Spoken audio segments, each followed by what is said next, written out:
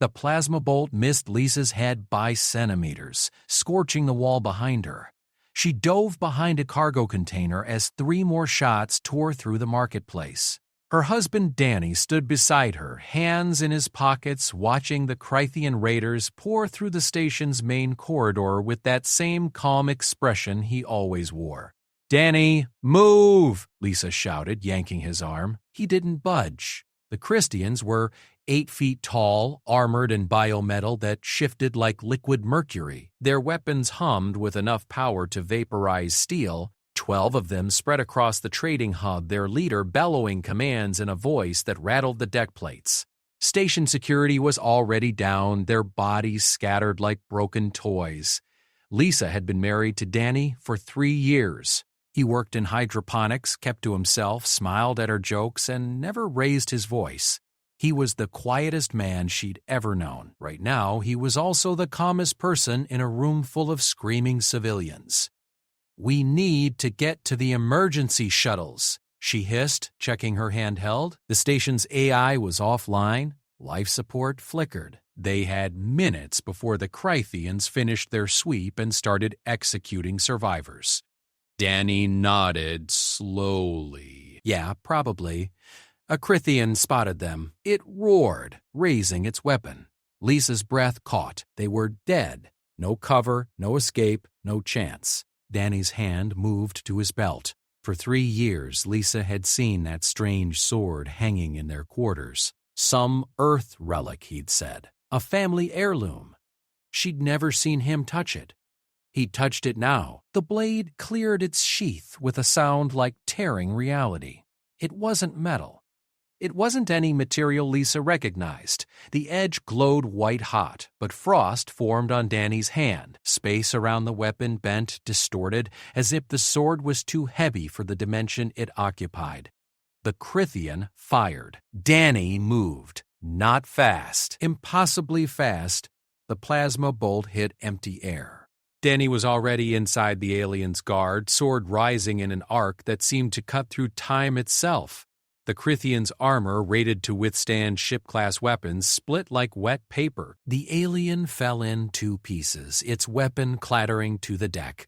Silence crashed down. 11 Crythians stared. Lisa stared. Danny stood over the corpse, sword still raised, his expression unchanged. "Honey," he said quietly, not looking away from the raiders, "you should probably get behind me now." The Crythian leader screamed something in its language. It sounded like a war cry. It sounded like fear. Every raider opened fire at once, a storm of plasma that turned the air into superheated hell. Danny stepped forward into the light, sword moving, and Lisa finally understood why her quiet husband never talked about the war. The plasma storm should have reduced him to atoms. Instead, the sword moved through the air in patterns that defied physics, each motion creating barriers of crystallized space that shattered the incoming fire into harmless light. Danny walked through the barrage like a man strolling through rain, his blade singing a high-pitched note that made Lisa's teeth ache. He reached the nearest Crythian in 3 steps. The alien tried to retreat, bringing its weapon up in a defensive block. Danny's sword passed through the gun barrel, the alien's armor, and the creature itself without slowing. The Crythian collapsed, its body freezing solid before hitting the ground. 2 raiders flanked him from opposite sides. Danny spun, and the movement was poetry written in violence. His blade traced a circle in the air, and the circle stayed, hanging like a wound in space itself. Both Crythians ran into it. Their charge stopped, their bodies stopped, everything about them stopped, frozen in a moment that would never end. Lisa pressed herself against the cargo container, unable to look away. Her husband, the man who grew tomatoes and hummed old Earth songs while cooking dinner, was dismantling an elite Crythian death squad like they were training dummies. The leader roared orders. The remaining 8 formed a defensive formation, their weapons charging to maximum power. They fired in sequence, creating a coordinated beam that could slice through a battleship's hull. Danny thrust his sword into the deck, and the beam split around him like water around a stone, carving molten furrows in the walls but never touching him. He pulled the blade free and moved again. This time, Lisa tracked the pattern. He wasn't just fighting, he was dancing. Every step placed him exactly where attacks weren't. Every swing ended precisely where armor was weakest. The sword found gaps that shouldn't exist, exploited physics that hadn't been discovered. A Crithian tried to tackle him. Bad choice. Danny sidestepped, let the alien's momentum carry it past, and tapped it with the flat of his blade. The creature flew backward, crashing through a storefront with enough force to buckle reinforced walls. "Human!" the Crithian leader bellowed. Its translator finally kicked in.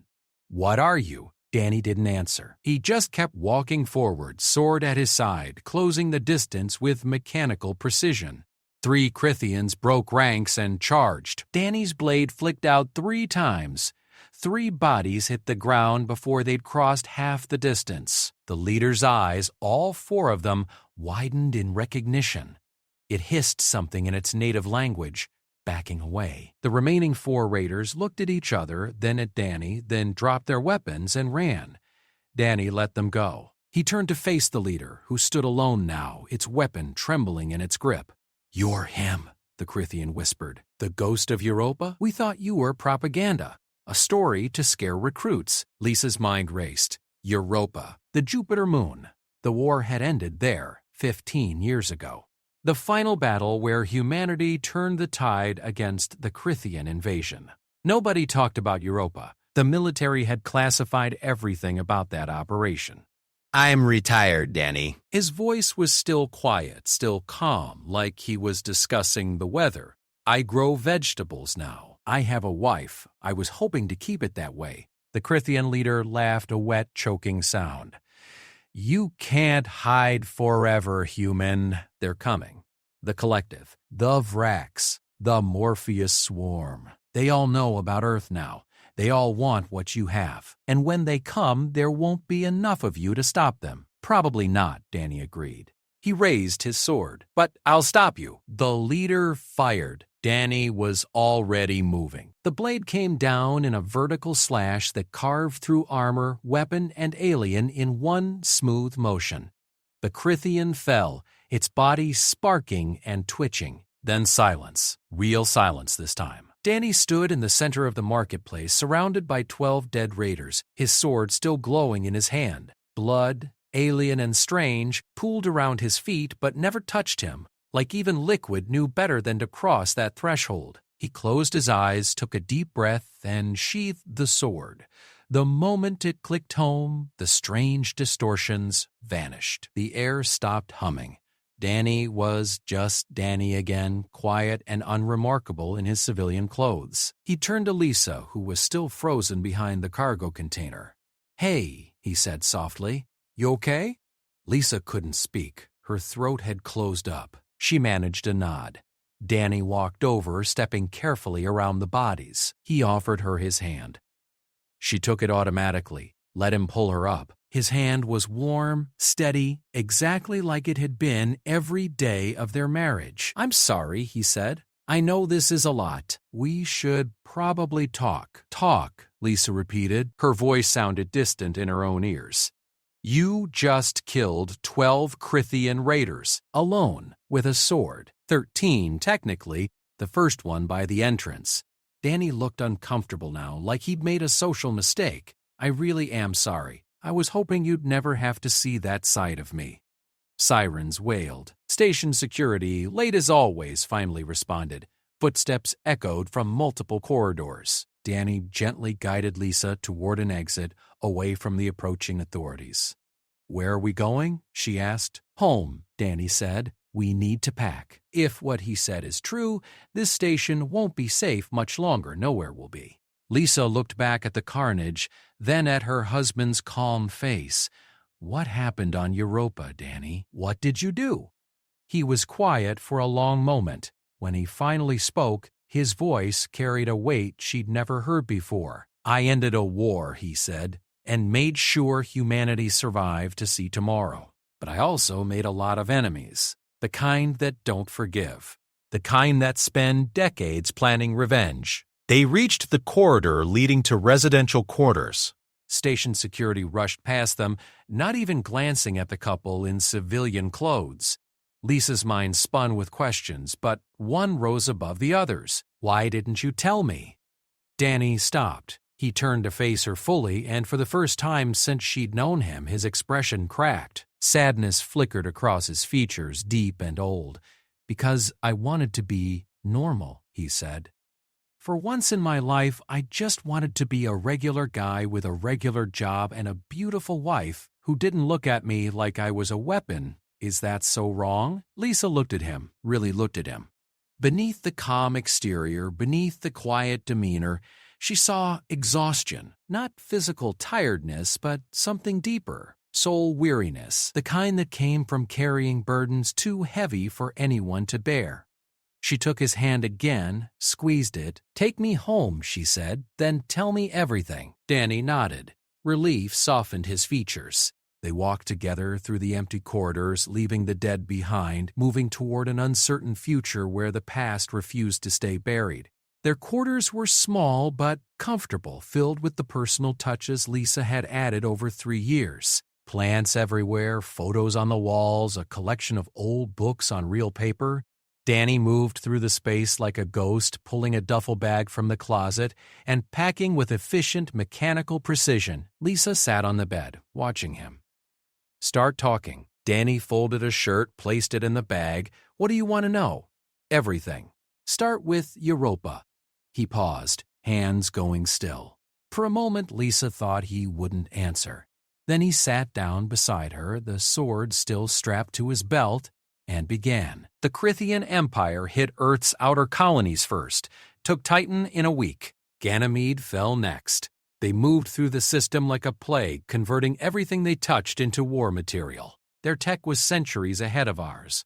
Their soldiers were faster, stronger, nearly impossible to kill with conventional weapons. We were losing. "I remember," Lisa said quietly. She'd been a teenager then, watching the news feeds with growing horror. Earth Command needed an edge, something the Crythians couldn't counter. They found it in a research station on Mars. Scientists working with zero-point energy stumbled onto something else, something that bent physical laws. They didn't understand it fully, still don't, but they could weaponize it. Danny reached down, touched the sword's hilt. They called it Project Threshold. The idea was to create weapons that existed partially outside normal space-time. Soldiers trained to use them could move faster than physics normally allowed, hit harder than momentum supported, survive impacts that should be fatal. How many of these weapons did they make? 50, Danny said. 50 soldiers. 50 swords. I was number 7. They trained us on Europa while the war raged across the system, trained us to fight things that shouldn't die, taught us to move between moments, to exist in the gaps where reality had blind spots. Lisa struggled to process this, and it worked too well. Danny's voice went flat. We deployed against the Crythian main fleet near Jupiter, 50 soldiers against 3,000 warships. We boarded their command vessel, cut through their defenses like they were paper, killed their high command, destroyed their flagship's reactor core. The blast took out half their fleet. He stood, resumed packing. The remaining ships retreated. The Crythians sued for peace 6 months later. Earth won the war. Humanity was saved. Everyone celebrated. But, Lisa prompted, but we didn't just kill their leaders. We did it in a way that terrified every species in the galaxy. Humans weren't supposed to be dangerous. We were new, primitive, barely spacefaring. Then we unveiled weapons that broke fundamental laws of physics and used them to slaughter the most powerful military in 3 sectors. Danny's hands clenched. The other powers took notice. They started asking questions. How many of these weapons did Earth have? Could they make more? What else were humans hiding? The questions turned into demands. The demands turned into threats. What happened to the other 49 soldiers? The question hung in the air. Danny didn't answer immediately. When he did, his voice was barely above a whisper. Earth Command decided we were too dangerous. Too much of a target. They decommissioned the program, offered us quiet retirements, new identities, comfortable lives. Most accepted. Some didn't. Those ones disappeared. Officially, they never existed. And you? I took the deal. Changed my name, picked a peaceful station on the edge of nowhere, got a job that let me work with living things instead of dead ones. Met you at that cafe 2 decks down from hydroponics. You laughed at my terrible joke about nitrogen cycles. I fell in love right then. Lisa felt tears threatening. Why didn't you trust me? I did trust you. I do. Danny turned to face her. But every person who knows the truth becomes a target. The Crithians want revenge. The other powers want the technology. There are factions within Earth's own government who want us back in service. I kept quiet to keep you safe. The station shook. Alarms blared. Danny's head snapped toward the window, where through the viewport space itself seemed to tear open. Ships poured through the rift. Not Crithian raiders this time. These were bigger, sleeker, marked with symbols Lisa didn't recognize. Dozens of them surrounding the station in a perfect blockade formation. Vrax. Danny's voice went cold. They moved faster than I expected. What do they want? Me and anyone I care about. He grabbed the duffel bag, slung it over his shoulder. We need to move now. They ran. The corridors filled with panicking civilians as the station's speakers crackled to life. An alien voice, translated by the system, echoed through every speaker. Attention residents of Station Delta 7. We are the Vrax Dominion. We have surrounded your facility. Surrender the human known as Daniel Price, formerly designation Threshold 7, and no harm will come to your people. You have 10 minutes to comply. Lisa's stomach dropped. They know your real name. They know everything. That's what the Vrax do. Intelligence gathering is their specialty. Danny pulled her into a maintenance shaft away from the main corridors. They've been watching me for years, probably. Waiting for the right moment. So what do? Danny's expression hardened. We run. Or I fight. Those are the only options. Fight? Lisa grabbed his arm. Danny, there are dozens of ships out there. You can't fight an entire fleet. I've done it before. And how many of your friends survived that fight? The question stopped him cold. Danny looked at her, and in his eyes, Lisa saw the truth. Most of them hadn't survived. Maybe none of them had, not really. They'd won the battle but lost something essential in the process. I can't let them take you, he said, and I can't let you die. Lisa pulled him close. There has to be another way. The station shook again. Through the walls they heard weapons fire. The Vrax weren't waiting for their deadline. They were boarding already, cutting through airlocks, flooding the station with soldiers. Danny's hand went to his sword. Lisa, listen carefully. In my locker at the hydroponics bay, there's a false bottom. Inside is a communicator.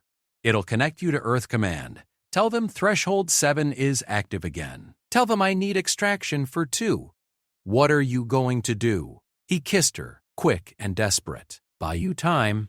Now go. Before she could protest, Danny turned and ran back toward the sounds of combat, his sword already clearing its sheath. Lisa watched him disappear around a corner, torn between following and obeying. The decision was made for her when an explosion rocked the corridor ahead. Fire and debris blocked the path Danny had taken. She had no choice. She ran the other way, toward hydroponics, praying her quiet husband would survive long enough for help to arrive. Lisa had never run so fast in her life. Her lungs burned, her legs screamed, but she didn't slow down. Behind her, the sounds of combat grew louder. Not gunfire, something else. Metal shrieking, walls tearing, and underneath it all that high-pitched singing sound Danny's sword made. She burst into Hydroponics Bay 3. The familiar smell of soil and growing things hit her, incongruous against the chaos erupting throughout the station. Danny's locker was in the back, past the tomato beds he cultivated with such care. Lisa's hands shook as she worked the lock. It opened. She tore through the contents until her fingers found the false bottom. The communicator inside was military-grade, unmarked, heavier than it looked. She activated it. Static, then a voice, professional and clipped. Authentication required. Threshold 7 is active, Lisa gasped. He needs extraction. 2 people. Station Delta 7. A pause. Say again. Threshold 7 is confirmed decommissioned. He's fighting right now. The Vraks are here. They came for him. Please, you have to help. Another pause, longer this time. Lisa heard muffled voices in the background, urgent discussions. Extraction authorized. ETA 90 minutes. Threshold 7 must survive until then. Can you confirm his status?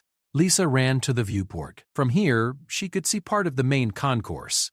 What she saw made her blood freeze. The Vraks had sent their elite soldiers in powered armor that made Chrysian biometal look primitive. Energy shields, integrated weapon systems, neural enhancement interfaces. 20 of them moved through the concourse in perfect formation, hunting. In the center of it all, Danny danced with death. He was faster than before, as if the urgency had unlocked something deeper.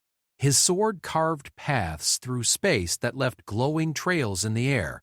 A Vrak soldier fired. Danny wasn't there.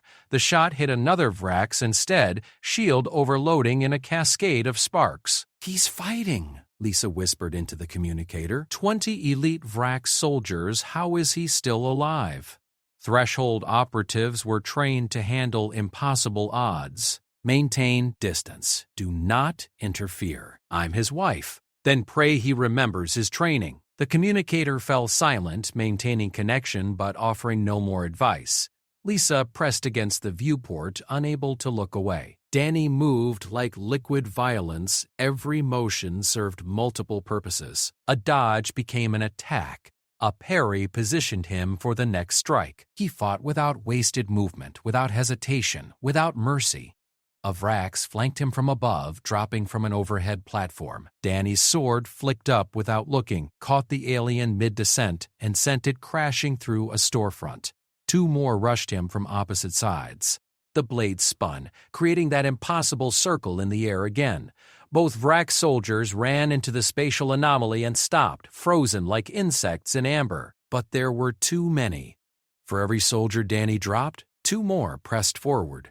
They adapted to his patterns, adjusted their tactics. Neural interfaces shared combat data in real time, learning from each mistake. The Vraks were smart. They'd prepared for this. One got through his guard. Its powered fist connected with Danny's ribs, sent him flying through a row of market stalls. Lisa screamed his name, knowing he couldn't hear her through the reinforced glass. Danny rose slowly. Blood ran from his mouth. The sword remained steady in his grip. But Lisa could see the cost now. He was hurt, maybe badly. The Varric's commander stepped forward, weapon trained on Danny's chest. Daniel Price. Threshold 7. You will surrender now. Continued resistance is pointless. Danny spat blood. Is that what your tactical analysis says? Duh, our analysis says you can defeat us all. It also says the effort will kill you. Surrender. Your wife lives. You live. Earth avoids another war. Lisa felt her heart stop. They knew about her. They'd known all along. This wasn't about capturing Danny. It was about leverage. Danny looked up at the hydroponics bay viewport. Somehow, across the distance and chaos, his eyes found hers. In that moment, Lisa saw everything he couldn't say. The apology, the love. The terrible choice laid before him. What happens if I surrender? Danny asked. You work for us. Your skills, our targets. Your wife remains free. Everyone wins. Everyone except the people you'll have me kill. The Vrex commander's expression didn't change. Those are merely details. Your decision? Danny stood fully, rolled his shoulders, adjusted his grip on the sword. Here's my counter-offer. You leave. Now. Tell your superiors that Earth's threshold operatives aren't for sale. Not for any price. Unacceptable. I know. Danny smiled, and it was terrible to see. That's why I'm about to do something incredibly stupid. He drove his sword into the deck. Not a shallow thrust. The entire blade sank into the metal until only the hilt remained visible. The station shuddered. The air began to hum with building energy. The Vrex commander's eyes widened. Impossible. You're not authorized for threshold breaches. The energy requirements alone would kill me? Yeah, probably. Danny's hand stayed locked on the hilt. But I'll take all of you with me. This entire deck section. Maybe the whole station. Are you willing to die for your mission, Commander? The Vrax soldiers tensed. Their neural interfaces screamed warnings. Lisa saw it on their faces, the sudden understanding that Danny wasn't bluffing. The sword was a weapon, yes, but it was also a bomb, one capable of tearing reality apart if pushed hard enough. "Stand down," the commander ordered. "Weapons safe. Tactical withdrawal." The Vax backed away, maintaining formation but clearly retreating. They moved toward their boarding ships, eyes never leaving Danny, who stood frozen with his sword buried in the deck. Lisa watched them go. Only when the last Vrax soldier disappeared did Danny finally pull the sword free. He collapsed immediately, falling to his knees. The blade clattered from his hands. Lisa ran through the hydroponics bay, down the emergency stairs, across the devastated concourse. She reached Danny just as he toppled forward. She caught him barely, his weight nearly dragging them both down. "You idiot," she sobbed. "You beautiful, stupid idiot." Danny's eyes fluttered. "Did they leave?" "Yes, they're gone." "Good." He coughed and more blood came up. "Lisa, I need you to listen. That wasn't a bluff. Not entirely. The sword can breach threshold space, but I don't control what happens next. If Earth Command doesn't get here soon, this whole station might collapse into a spatial rift." "What?" Lisa's mind struggled to process. "You damaged the station?" "The fabric of space around it. Using threshold energy without proper containment is like pulling threads from reality. Sometimes reality snaps back. Sometimes it unravels completely."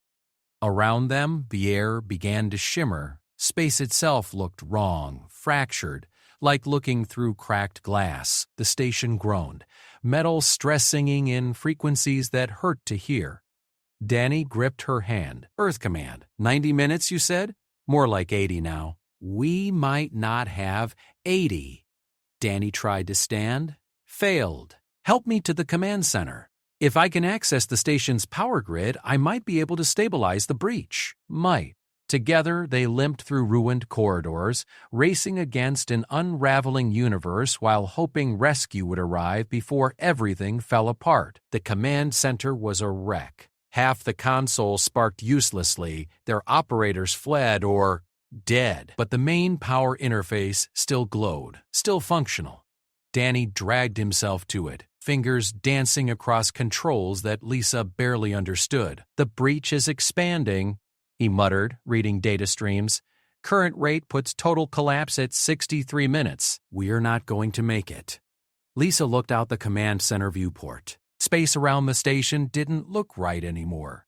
Stars bent, twisted, refracted through dimensional tiers that grew wider with each passing moment. Ships in the distance, civilian vessels trying to flee, struggled against gravitational anomalies that physics couldn't explain. "Can you reverse it?" she asked. "No, only delay it." Danny's hands moved faster, rerouting power from non-essential systems. "Every power conduit I push into the stabilization field buys us maybe 5 minutes. Life support, gone. Artificial gravity, gone.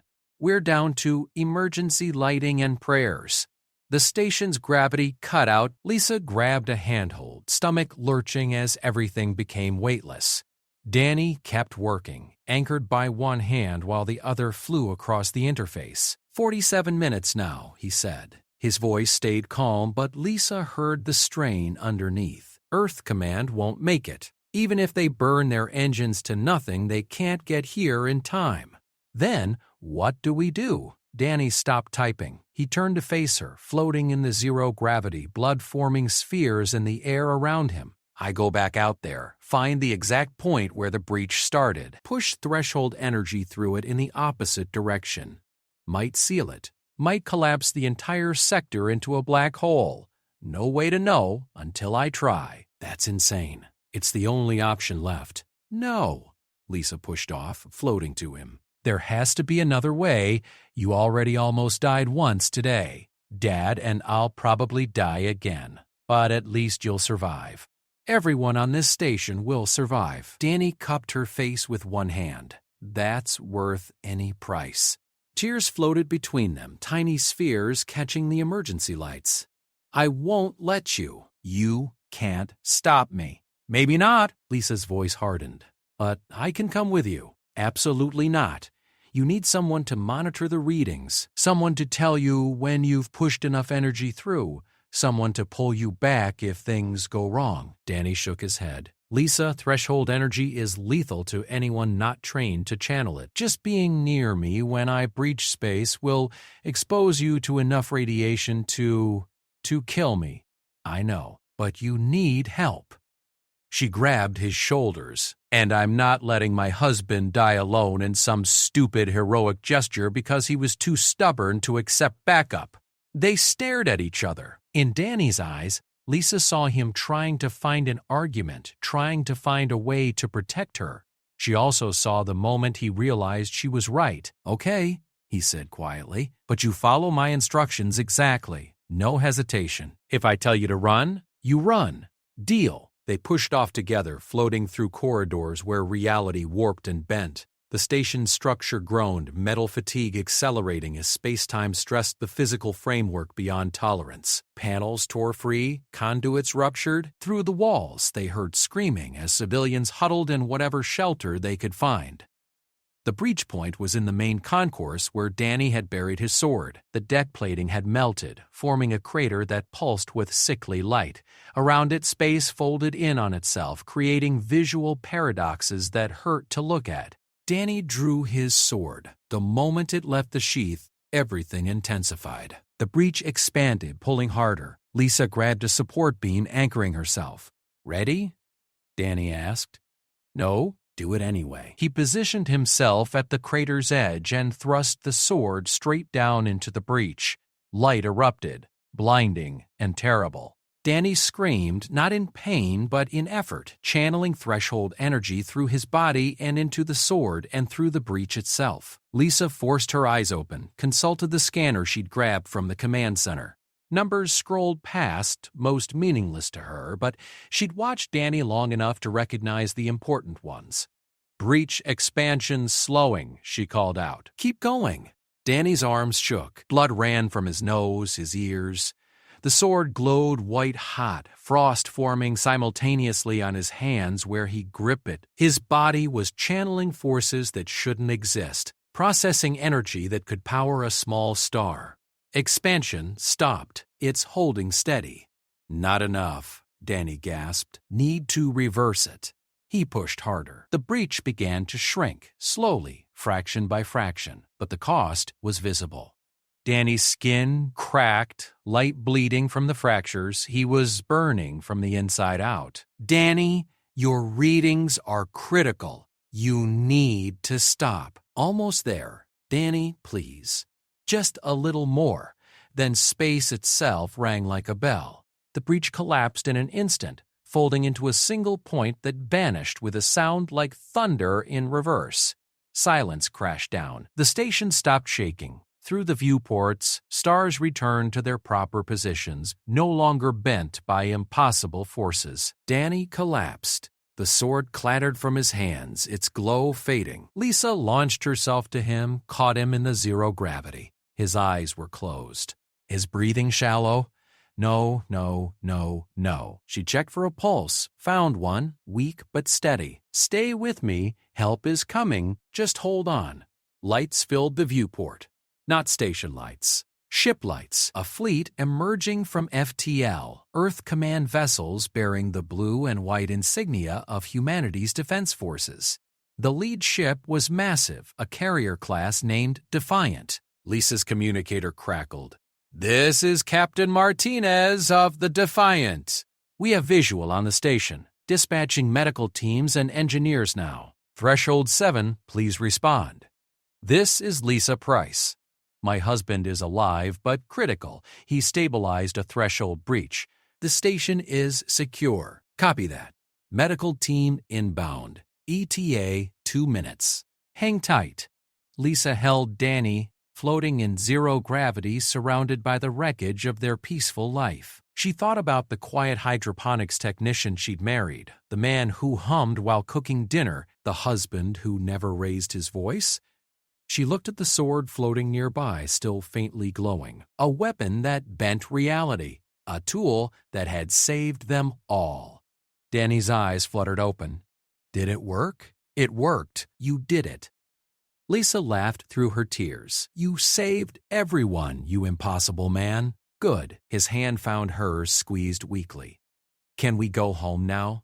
I don't think we have a home anymore. Then we'll find a new one, somewhere quieter, somewhere boring. With you? Lisa kissed his forehead. I don't think boring is possible. Danny smiled. Probably not.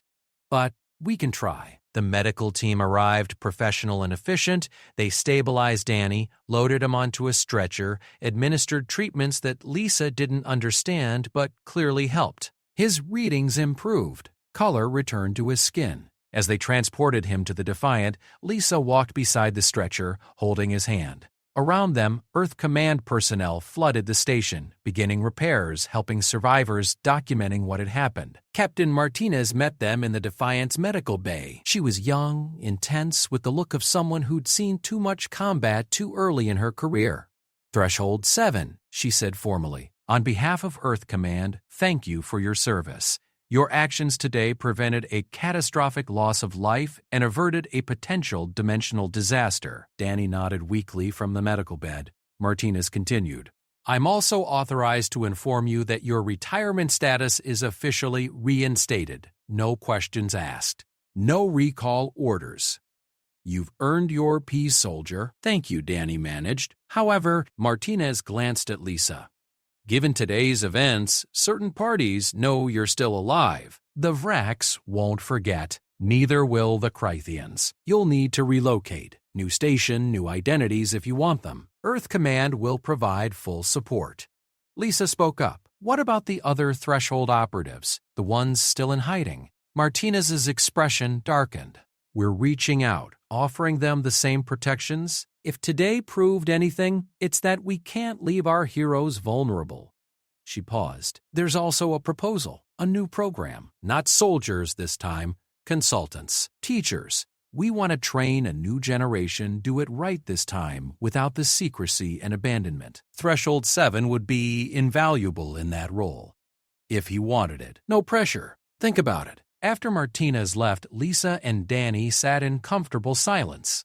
Outside the medical bay viewport, the station floated safely, repairs already underway. Beyond it, stars stretched into infinity, full of danger and wonder and possibility. So, Lisa said eventually, teacher, you'd be good at that. Maybe. Or maybe I really do just want to grow vegetables and live quietly with my wife. Your wife, who now knows you, can split reality with a magic sword. Fair point. Danny squeezed her hand. What do you want, Lisa? Your opinion matters most. She thought about it, about the quiet life they'd built, about the violence they'd survived, about the future spreading before them, uncertain but full of choices. I want you, she said simply. Everything else we'll figure out together. Danny smiled, genuine and warm. I can work with that. Outside, the stars shone steady and bright, indifferent to human drama, but witness to human endurance. Two people, ordinary and extraordinary, held hands and faced the future. Whatever came next, they'd face it together. That was enough.